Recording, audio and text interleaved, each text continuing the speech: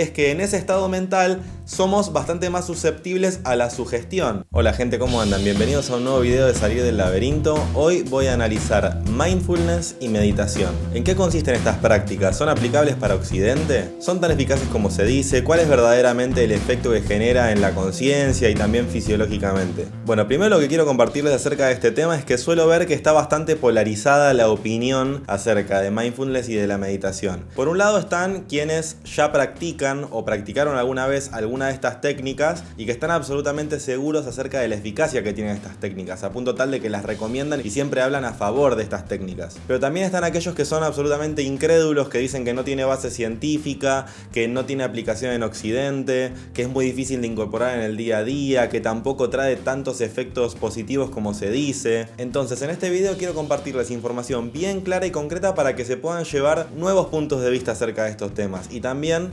efectos concretos que la meditación trae y que están comprobados, y también cuáles son los riesgos, si es que hay algún riesgo. Ahora lo vamos a ver. Por un lado, mindfulness, como lo dice la palabra misma mindfulness, tiene que ver con mind, la mente, y fullness, que es plenitud. Entonces se lo suele denominar atención plena o conciencia plena, que no es solamente una técnica en sí misma, sino una forma de tomarse la vida, una forma de tomarse las cosas, que podría describirse como la importancia de enfocarse en el momento presente y poner atención en los acontecimientos que están transcurriendo en ese momento, en la vida cotidiana. Esto se hace a través de diferentes ejercicios y diferentes técnicas. Y justamente por el ritmo de vida que solemos llevar en la sociedad de hoy en día, esta práctica es muy recomendada para no perder el foco de lo que es disfrutar y estar en el momento presente.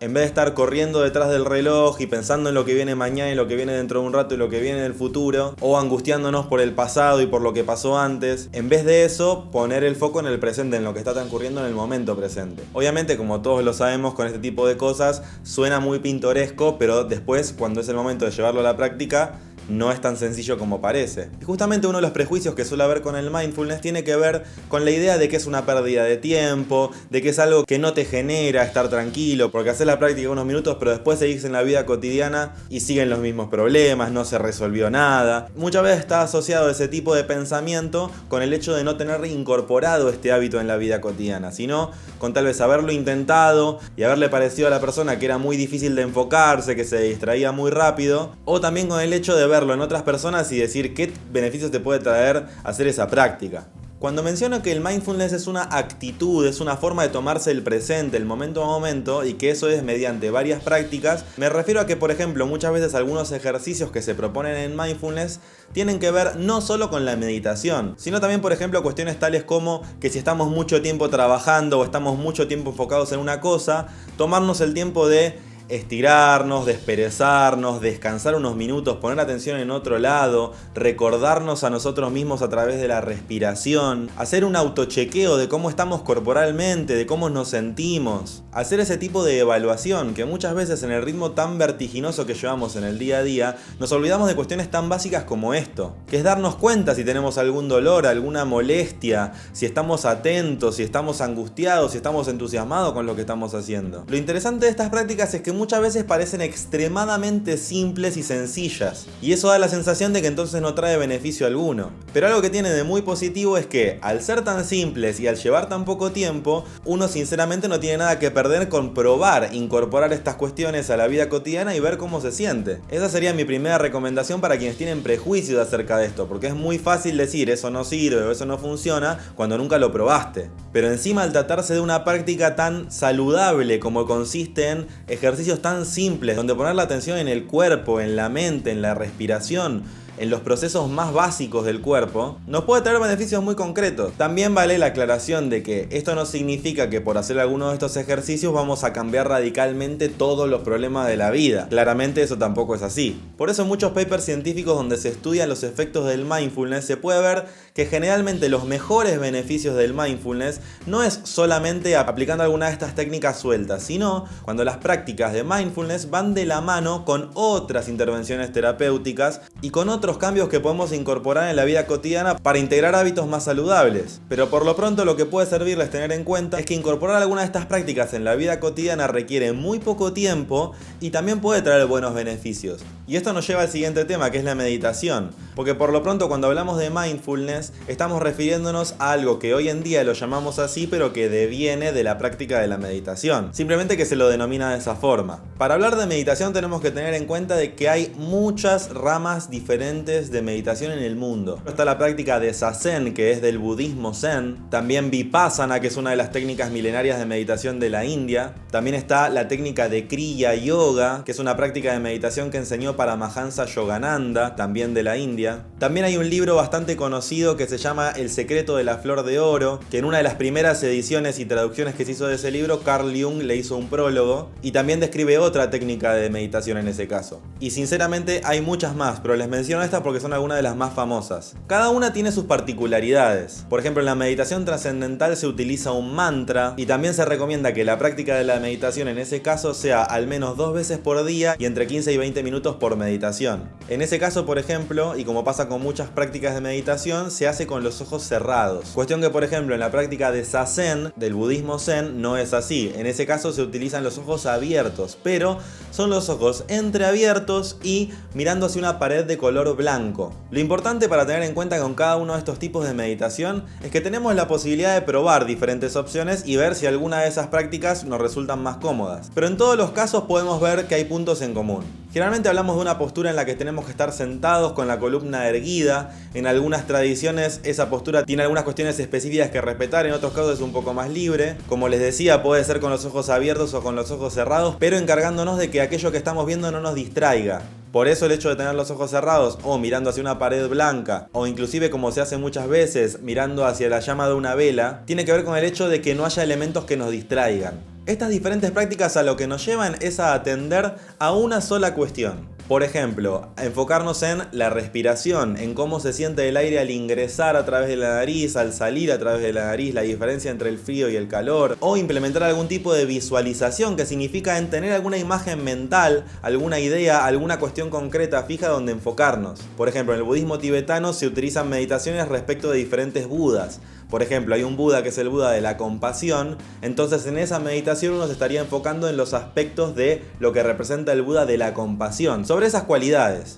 Hay muchas técnicas de meditación que no tienen esos aspectos y es algo mucho más libre. Por ejemplo, en el budismo Zen se habla mucho más del vacío, no tanto de poner una cuestión con la cual rellenar esa meditación, sino con la idea que significa vaciar la mente. Lo cual al probarlo, a intentar hacerlo, vemos que es prácticamente imposible, porque en cuanto intentamos enfocarnos en una sola cuestión, sea la respiración, sea en un mantra, una visualización, o simplemente en el hecho de estar presentes en ese momento, empiezan a surgir todo lo que se denominan los torbellinos mentales, las ideas, pensar en cualquier otra cosa menos en lo que está sucediendo al momento de sentarnos y meditar. Entonces aquello que parece tan simple y tan sin sentido como lo es sentarse a mirar una pared blanca o estar simplemente en silencio, vemos que trae desafíos, pero no por lo que aparenta desde afuera, sino por lo que está transcurriendo dentro de cada uno de nosotros. ¿Y qué beneficios puede traer esto? Por lo pronto se viene estudiando desde hace muchos años y hay muchos papers científicos que muestran que la práctica de la meditación trae como beneficios la reducción del estrés, la posibilidad de enfocarse más, de prestar mejor atención, pero por lo pronto lo que tiene que ver principalmente es con incorporar un hábito de calma, de quietud, que nos da una cierta perspectiva de las cosas, permitiéndonos tomar un poco de distancia de lo que es ese torbellino que es la mente. Y en este punto me interesa incorporar un elemento más que es bastante importante para entender los efectos de la meditación, más allá de en qué tradición de meditación o inclusive de mindfulness estamos hablando. Y tiene que ver con las ondas cerebrales y con los estados de la mente. Si bien esto es un campo que se viene estudiando hace muchos años, está clarísimo que hay muchas cuestiones que no sabemos y que no entendemos. Pero lo que sí sabemos y que se puede medir a través de un electroencefalograma, que consiste básicamente en poner ciertos electrodos en diferentes partes de la cabeza, midiendo la actividad eléctrica cerebral, es que nuestra mente pasa por muchos estados diferentes. Me estoy refiriendo a los estados que se conocen como delta, teta, alfa, beta y gamma. Si bien no voy a desarrollar tanto este tema en profundidad sucede en este momento porque es para otro video, sí es importante que tengamos en cuenta que todos estos estados mentales son naturales. Pasamos por cada uno de estos estados durante todo el día. Y la diferencia principal es entre las ondas cerebrales delta, que son aquellas que caracterizan el momento de dormir, de estar en un sueño profundo, y todos los otros estados que tienen que ver con estar despiertos. Desde el estado menos activo, que es el estado teta, que es en cuanto nos despertamos o cuando estamos a punto de ir a dormir, y cuando ya estamos más activos. Uno de esos estados intermedios, que es el estado de alfa, tiene que ver con un cierto estado de relajación mental, donde no es que estamos haciendo un gran esfuerzo por aprender o por entender algo, sino que hay cierta quietud y cierta receptividad a lo que está sucediendo. Ese es el estado mental que caracteriza el estado de meditación. Pero ojo, ese estado mental no solamente está presente cuando estamos meditando, sino que también está presente en otros momentos del día. Por ejemplo, cuando pasan algunos minutos desde que estás mirando el celular o que estás mirando televisión, y uno ya pasa a un estado más pasivo, más receptivo. Y lo que no suele ser muy mencionado ni tampoco muy difundido es que en ese estado mental somos bastante más susceptibles a la sugestión. Lo cual a esta altura ya no tiene que sorprendernos, ¿no? Porque cuando miramos televisión o agarramos el celular, nos la pasamos viendo publicidades. Pero lo interesante de la meditación es que consiste en ingresar en ese estado mental, pero en vez de estar hipersaturado de información como solemos estar todo el día, ingresamos a ese estado y nos vaciamos de todo eso. Obviamente que en un primer momento, como les decía antes, no es tan sencillo o no parece tan sencillo porque seguimos mentalmente con el mismo ritmo de ese infinito caudal de pensamientos o de información que es lo que caracteriza todo el día. Pero cuando nos acostumbramos y vamos entendiendo y vamos vislumbrando la importancia de conectarnos con ese silencio, con ese vacío, vemos los resultados positivos que nos puede traer. Pero principalmente a lo que voy con esto que les menciono de las ondas cerebrales y los estados mentales es que no es característico de alguna de las técnicas de meditación en particular, sino que es algo que está en todas estas técnicas por igual. Y esto lo menciono específicamente por lo que yo considero que es uno de los peligros de la meditación. Sinceramente no tiene nada que ver con la práctica de la meditación en sí misma, pero lo que podemos ver cada vez más claramente, y si revisamos un poco la historia lo vamos a ver claramente, es que muchas veces se utiliza la meditación como una especie de señuelo para hacer ingresar a personas en ambientes totalmente coercitivos. Llamémoslo sectas, grupos muy cerrados, donde en nombre de una supuesta iluminación se termina condicionando a las personas a formar parte de grupos totalmente extremos y que no solo que no le traen beneficios a la persona, sino que le termina trayendo problemas gravísimos. Pero como les digo, no es un problema de la meditación en sí misma, sino que muchas veces la meditación se termina usando como una especie de anzuelo para que la persona termine siendo engañada. Y por eso es que yo les sugiero que tengan mucho cuidado con este tema. Cuando vemos que alguien nos viene a proponer una especie de solución milagrosa, la nueva píldora que nos soluciona la vida, tenemos que revisar claramente qué es lo que estamos escuchando. Porque muchas veces en nombre de querer solucionar nuestros problemas, de querer resolver cómo nos sentimos, de resolver nuestras relaciones, conseguir un mejor trabajo y un montón de cuestiones, terminamos siendo captados por gente que nos dice que tiene la solución milagrosa a todo. Y a lo largo de la historia podemos ver que ese algo que se le ha propuesto a muchas personas fue la meditación.